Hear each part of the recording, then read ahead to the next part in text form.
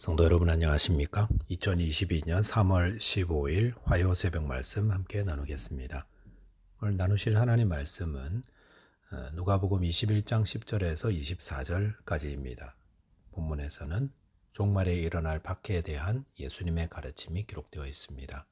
본문을 통해서 종말의 이때의 성도는 나를 위해서가 아니라 복음 전파를 위해 살기로 결단해야 함과 인내로 믿음을 지켜야 함에 대한 말씀 묵상하겠습니다. 첫째 묵상할 내용은 성도는 복음 전파를 위해 살기로 결단해야 한다는 겁니다.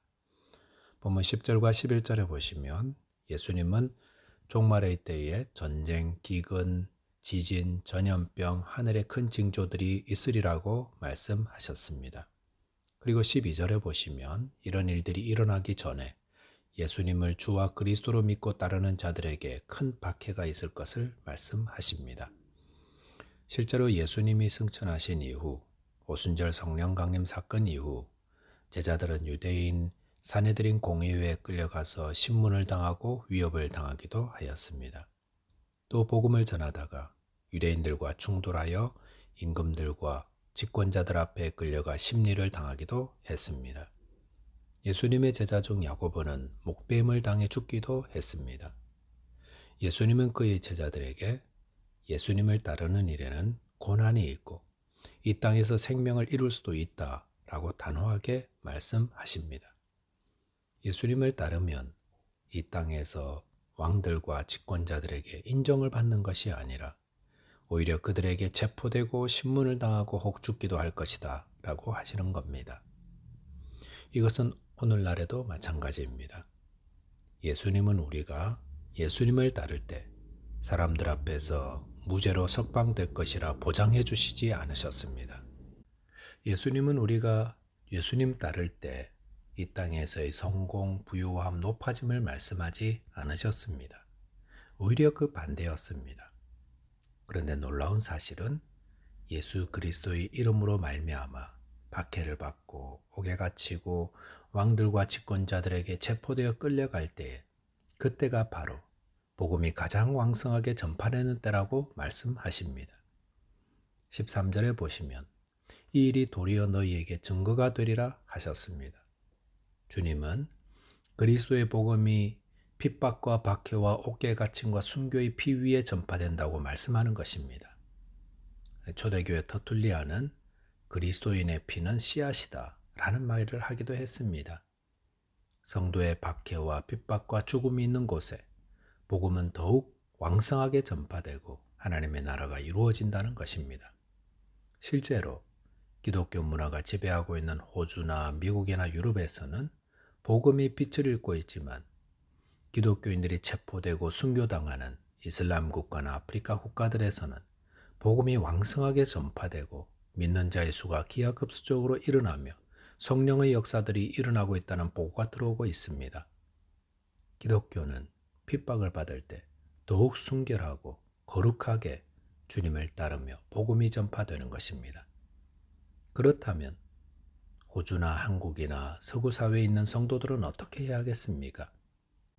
비록 외적인 핍박과 박해가 없다 할지라도 내적인 십자가를 져야 할 때 기꺼이 그 십자가를 지고 한때 이 땅에서 자랑했던 모든 것을 죽여야 할 때 기꺼이 그 길을 걸어가야 할 것입니다.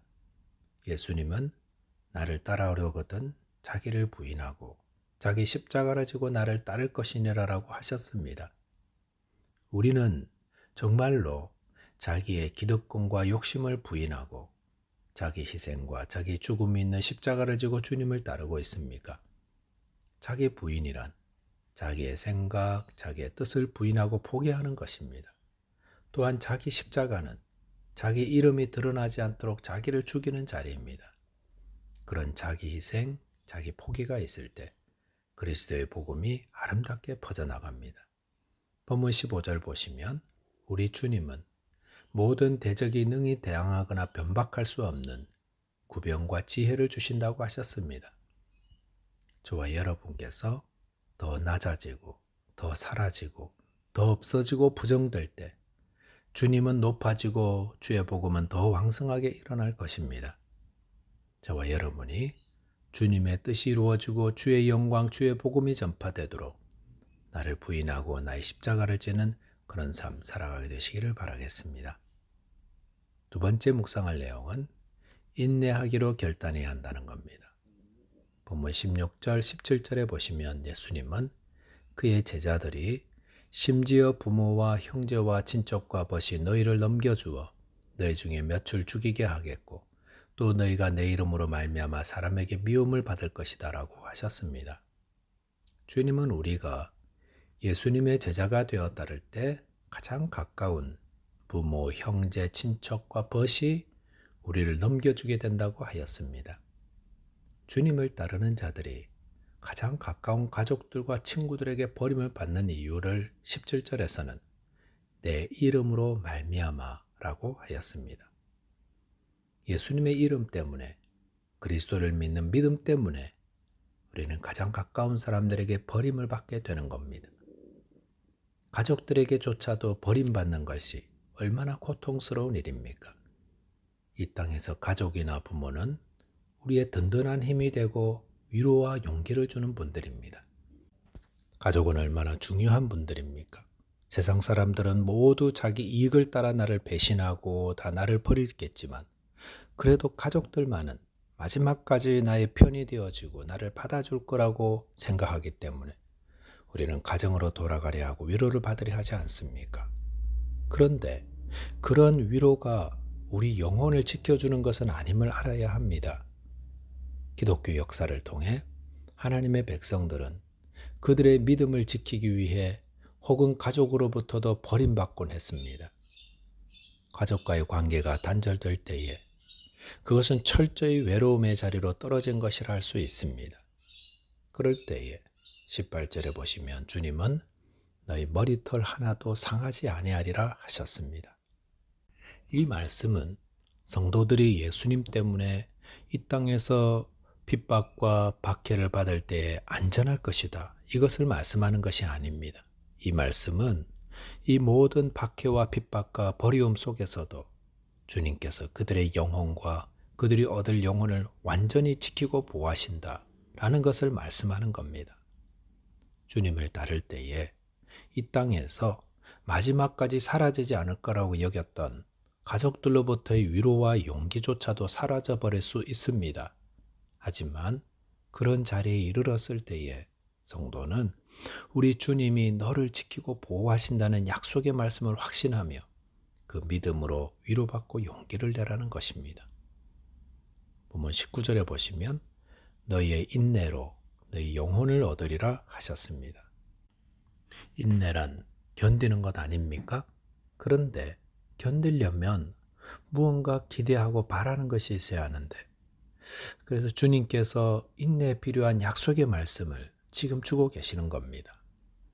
자기를 부인하고 자기 십자가를 지고 주님을 따를 때에 이 세상에서 다 잃어버리고 철저히 홀로 된 자리에 떨어질 수 있습니다.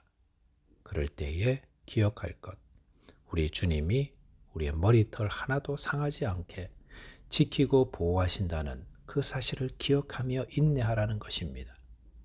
좌우로 치우치지 말고 뒤돌아보지 말고 맡겨진 사명에 충성하라는 것입니다. 요한계시록 14장 12절에 보시면 성도들의 인내가 여기 있나니 저희는 하나님의 계명과 예수 믿음을 지키는 자니라라고 하였습니다. 영혼의 구원을 얻는 성도들은 인내하는 자들입니다. 저와 여러분들께서 내게 주신 하나님의 은혜와 사랑을 기억하며 믿음을 지키는 인내를 통해 영혼의 구원을 얻고 주님께 영광 돌리게 되시기 바라겠습니다.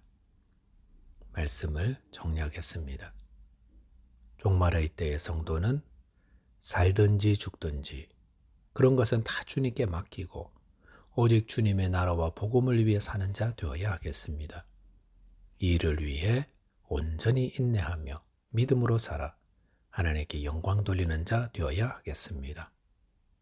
기도하겠습니다. 하나님 아버지, 주님 오실 종말의 때가 점점 더 가까워오고 있습니다. 저희에게 깨어 주님의 오심을 기다리게 하여 주시되 주님의 나라와 복음을 위해 살며 인내로 믿음을 지킬 수 있도록 도와주옵소서. 예수 그리스도 이름으로 기도하옵나이다. 아멘. 오늘도 믿음으로 살아 승리하는 하루 되시기 바라겠습니다. 감사합니다.